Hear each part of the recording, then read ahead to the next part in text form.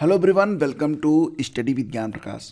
तो दोस्तों, आपको याद होगा कि 11 अगस्त 2023 का जो दिन था, उस दिन बीएड के बहुत सारे अभ्यर्थियों के लिए एक अच्छा दिन नहीं माना गया इसे, क्योंकि कुछ ऐसे डिसीजंस आए, कुछ ऐसे फैसले आए थे सुप्रीम कोर्ट की ओर से, जिसके बाद प्राइमरी में बीएड को पूरी तरह से बाहर कर दिया गया।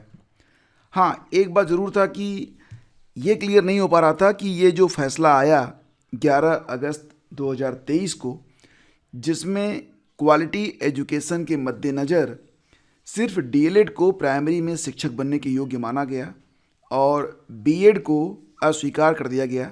ये भी कहा गया कि ब्रिज कोर्स जैसी कोई चीज़ नहीं होती है और ब्रिज कोर्स से आप पूरी ट्रेनिंग नहीं दे सकते हैं। क्वालिटी एजुकेशन के लिए यहाँ पर ये कहा गया कि सिर्फ डीएलएड ही पात्र हैं। इसके बाद एक नए तरीके की बहस जो थी वो पूरे भारत के सभी स्टेट में छिड़ गई थी कि ये जो फैसला होगा वो कब से लागू होगा, ये रेट्रोस्पेक्टिव होगा या फिर प्रॉस्पेक्टिव होगा।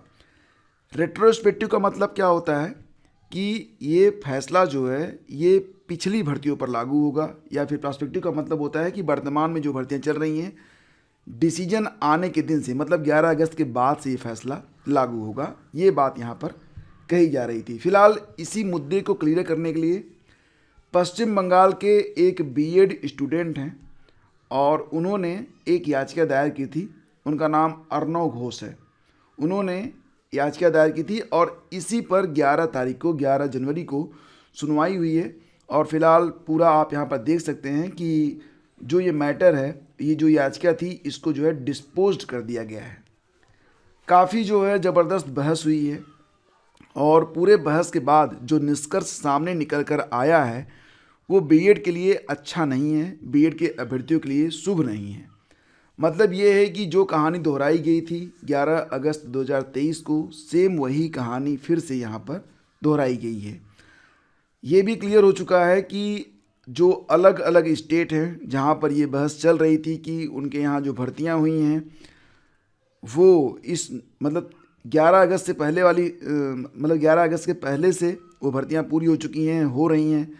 उनका नोटिफिकेशन 11 अगस्त से पहले जारी हो चुका है, तो सारी भर्तियां जो है प्रभावित हो रही हैं। एग्जैक्टली अगर एक लाइन में कहें तो वो सारी भर्तियां इससे प्रभावित हो रही हैं जो कि 2018 के गजट के बाद और 2018 के गजट के आधार पर हुई थी, आउट हुई थी, वैकेंसीज आई थी।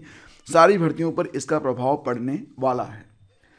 तो दोस्तों, यहाँ पर बात करेंगे, आपको याद होगा कि 11 अगस्त 2023 को जिस बेंच ने सुप्रीम कोर्ट में बीएड वर्सेस बीटीसी के मैटर पर फैसला सुनाया था, जिसमें कहा गया था कि बीएड को प्राइमरी से बाहर किया जाता है, बेंच किसकी थी दोस्तों? तो आपको याद होगा कि ये माननीय जस्टिस अनिरुद्ध बोस जी और माननीय जस्टिस सुधांशु धूलिया जी की बेंच थी। इसमें जो ऑर्डर था उसके ऑथर जस्टिस सुधांशु धूलिया जी थे और कल जो सुनवाई हुई है उसमें भी दोनों ही जो जज थे वो मौजूद रहे।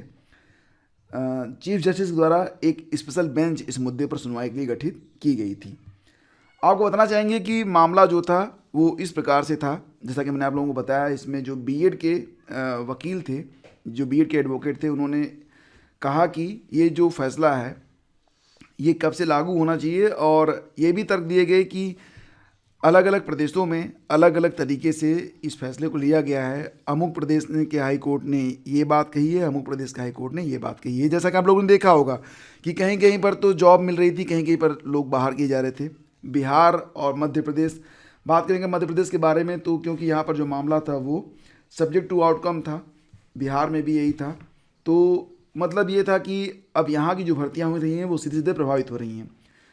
तो लिबर्टी के आधार पर अर्णव घोष की जो याचिका थी उसकी वापसी की भी मांग की गई, लेकिन डीएलएड पक्ष के जो एडवोकेट थे, जिनमें सीनियर एडवोकेट गोपाल कृष्ण जी मौजूद थे और सीनियर एडवोकेट मीनाक्षी लेखी जी मौजूद थी, उन लोगों ने कहा कि बार बार ये मुद्दा उठता रहा है कि ये फैसला कब से लागू होगा, कहाँ पर लागू होगा, तो आज इसका जो है निस्तारण हो जाना चाहिए। तो ये बातें यहाँ पर निकल के सामने आई। इसके बाद बहस हुई और काफ़ी जो है रोचक बहस आप कह सकते हैं, काफ़ी रोचक बहस हुई।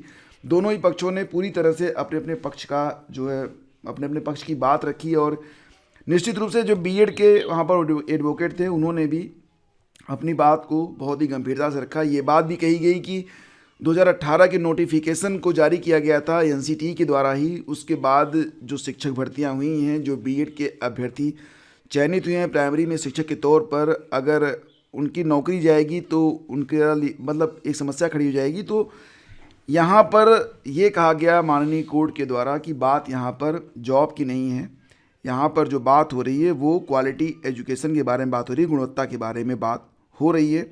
यहाँ पर मेरिट के बारे में बात हो रही है, जॉब के बारे में बात नहीं हो रही है। और क्योंकि 2018 का जो गजट था वो गजट ही गलत तरीके से जारी किया गया था, तो जब 2018 का जो गजट था अगर वो गजट ही जो है मतलब निरस्त कर दिया गया है तो फिर उसके आधार पर जो भर्तियां हैं वो भी तो इससे प्रभावित होंगी। तो दोस्तों यहाँ पर फैसला कब से लागू हो, तो पुराने शिक्षकों को क्या बाहर कर दिया जाए, तो ये जब सवाल उठाया गया कि जो पुराने शिक्षक हैं जो बीएड के आधार पर प्राइमरी में काम कर रहे हैं क्या उनको बाहर कर दिया जाएगा, तो फिर इस पर जो है कोर्ट ने कहा कि बात मेरिट की हो रही है और ये जो बात हो रही है वो जॉब की नहीं है। 2018 का जब गजट क्वेश्चन किया गया है तो उसके आधार पर जो भर्तियां हैं वो सारी भर्तियों पर विचार होना चाहिए। बेसिकली फ्रेंड्स, अगर देखा जाए तो पूरी तरह से अगर सबसे तगड़ा जो प्रभाव पड़ रहा है इस फैसले का वो एमपी शिक्षक भर्ती पर पड़ रहा है। जबलपुर हाई कोर्ट में 29 तारीख को सुनवाई होनी है और निश्चित रूप से ये जो फैसला आया है इसका प्रभाव मध्य प्रदेश शिक्षक भर्ती पर पड़ेगा। छत्तीसगढ़ और बिहार भी डायरेक्टली प्रभावित हो रहे हैं क्योंकि यहाँ की जो वैकेंसी थी वो भी सब्जेक्ट टू आउटकम थी। मतलब ये था कि जो भी निर्णय आएगा उसी के आधार पर। हालांकि बिहार में अभी एक याचिका दायर करने की तैयारी भी हो रही है और ये भी है कि बिहार में जो मतलब 6वीं शिक्षक भर्ती हुई थी जिसमें लगभग 10,000 के आसपास बीएड के अभ्यर्थी हैं जो चयनित हुए थे प्राइमरी में शिक्षक के तौर पे काम भी कर रहे हैं, तो उनको बचाने के लिए बिहार सरकार ने एक याचिका तैयार की है। अभी याचिका दायर नहीं हुई है जहाँ तक मुझे जानकारी मिल रही है, अगर दायर होगी या जो भी अपडेट होगा इस चैनल के माध्यम से मैं आप लोगों को देता रहूँगा। फिलहाल दोस्तों कहने का मतलब यहाँ पर ये है कि बेसिकली सुप्रीम कोर्ट के द्वारा जो आदेश आया है उसमें ये कहा गया है कि बीएड जो है वो प्राइमरी के लिए एलिजिबल नहीं है। फाइनली वही बात दोहराई गई जो 11 अगस्त 2023 वाली बात थी। अब यहाँ पर ये नहीं कहा गया कि ये जो फैसला होगा वो रेट्रोस्पेक्टिव होगा या फिर प्रॉस्पेक्टिव होगा, यानी कि कब से लागू होगा इस बात का जिक्र फिलहाल तो अभी नहीं किया गया है।